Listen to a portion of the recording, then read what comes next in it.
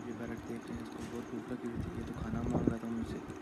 मैंने इसके लिए पहले तो खाना बनाया, तो खाना खिला रहा था। तो ये पैरट अभी 5 दिन का है। तो अगर आप अपने पैरट को फीड करना चाहते हो तो चम्मच से करो, या सिरिंज होती है इंजेक्शन की, उससे करो, वो ज़्यादा बेहतर रहेगी। तो पैरट उसे आसानी से फीड भी कर सकता है। और अभी ये पैरट 5 दिन का है, तो अभी ये शोर भी बहुत करता है। और इसके जो माँ थी, उसने इसको बाहर फेंक दिया था घोंसले से। अभी ये फीड में इसको करा रहा हूँ। तो आगे आगे देखने का क्या होता है, दुआ करें ये बच्चे।